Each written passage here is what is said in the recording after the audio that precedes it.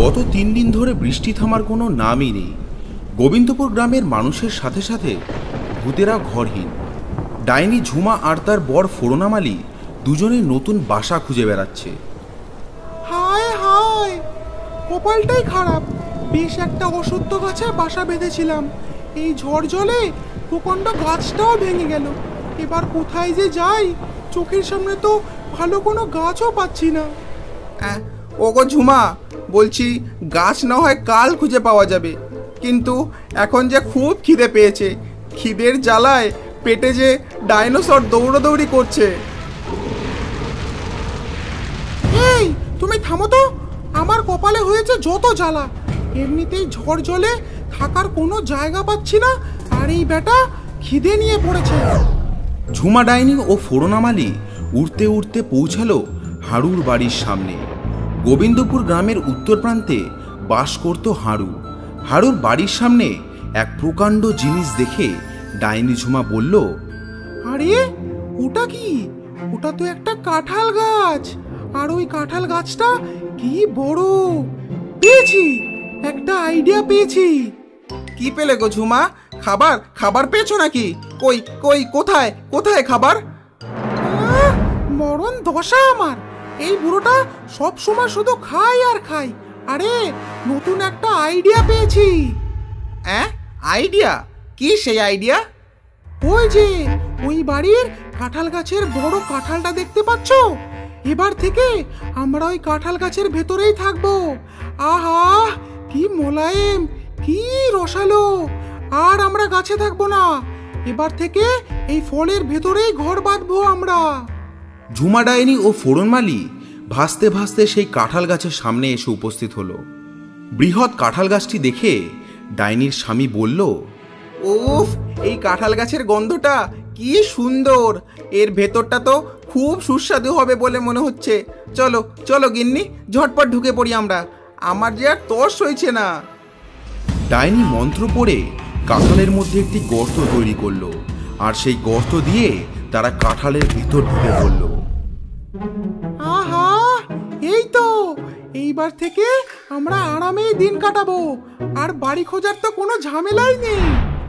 ঝড় বৃষ্টির মধ্যে ডাইনি ও তার স্বামী নতুন বাড়িতে বেশ শান্তিতেই ছিল, কিন্তু তাদের এই শান্তি আর বেশি দিন টিকল না। একদিন সকালে ডাইনি টের পেল কাঁঠালটা যেন দুলছে। ডাইনি কাঁঠালের ভেতর থেকে উঁকি মেরে দেখলো কেউ যেন কাঁঠালটা পাড়ার চেষ্টা করছে।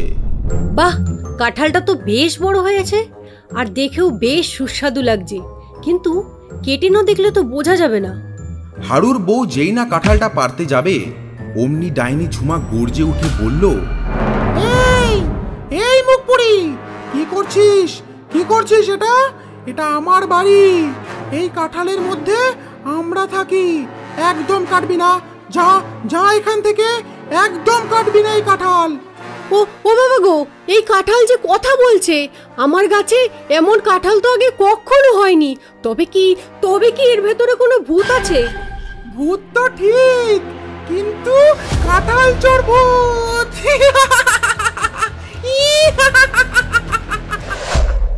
ওরে বাবা, এই যে ভুতুড়ে কাঁঠাল! ওগো ওগো, শুনছো? শিগগিরই এদিকে এসো, দেখে যাও এই কি অবস্থা! হাড়ু ছুটতে আসে এবং এসে দেখে তার বউ ভয়ে কাঁপছে। কই গো, কি হলো? এমন ভয়ে কাঁপছো কেন? ওই দেখো, কাঁঠালটা একা একা নড়ছে আর কেমন কথা বলছে। হ্যাঁ, কি বলছো? কাঁঠাল কথা বলছে? কই দেখি তো। এই বলে হাড়ু কাঁঠালটাকে নাড়িয়ে চাড়িয়ে দেখতে লাগলো, আর কাঁঠালের ভেতরে থাকা ডাইনি দেখে বোম হয়ে গেল। এই এই বেটা, আমার বাড়ি নাড়াচ্ছিস কেন? হ্যাঁ, ছেড়ে দে বলছি, তাহলে কিন্তু খুব খারাপ হয়ে যাবে। তুই কিন্তু জানিস না আমি কে। আমি হলাম ঝুমা ডাইনি।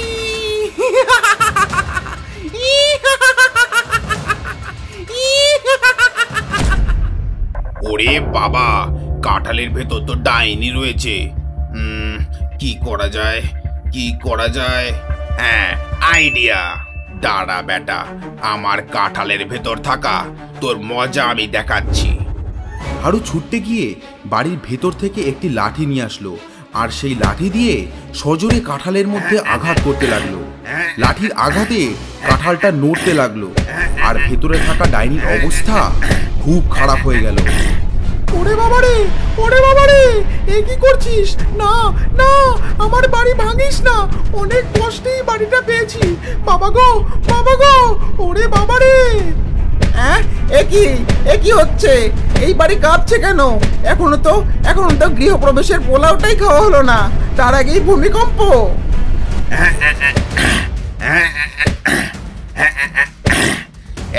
এই কে আছিস আমার কাঁঠালের ভেতরে? শিগগিরই বেরিয়ে আয় বলছি, না হলে আজ এই লাঠি দিয়ে মেরে কাঁঠাল একেবারে থেতো করে দেবো বলে দিচ্ছি। ওগো ওগো, আর আমাদের এই কাঁঠালের ভেতর থাকা হলো না গো, তাড়াতাড়ি বেরো, নয়তো এই বেটা মারতে মারতে আমাদের থেতো করে দেবে। লাঠির আঘাতে এক ধাক্কায় ঝুমা ও তার স্বামী কাঁঠাল থেকে বেরিয়ে আসলো। ঝুমা দাঁতে দাঁত চেপে বলল,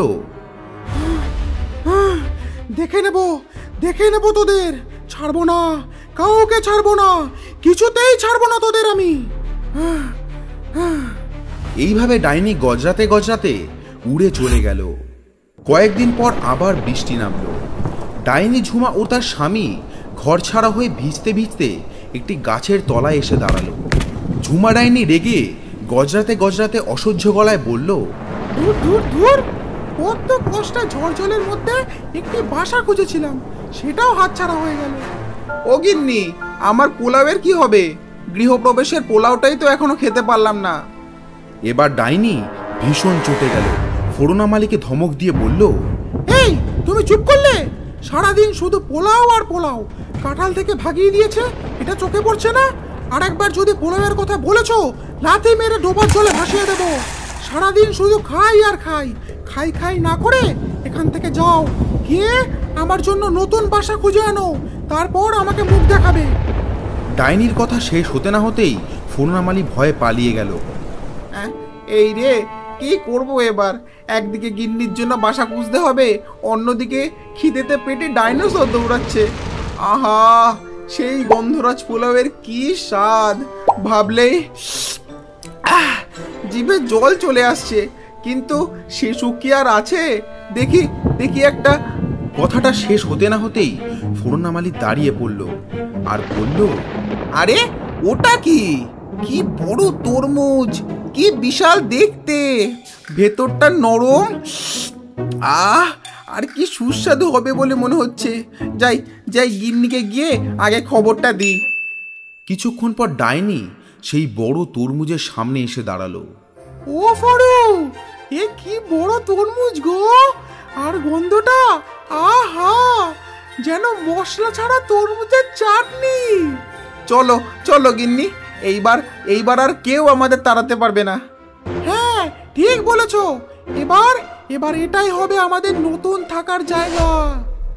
কাঁঠালের অপমান ভুলে তারা আশ্রয় নিল এই বিশাল তরমুজের ভেতরে। কাঁঠালের তুলনায় বড় আর রসালো আর গন্ধে যেন স্বর্গীয়। ফোড়না মালি তো সেই তরমুজের রসে ভিজে নাচছে। ও গিন্নি, এই বাড়ির ভেতরের মেঝেটাও খেতে পারি, আবার ঘুমোতেও পারি, সোনার মতো তরমুজ যে।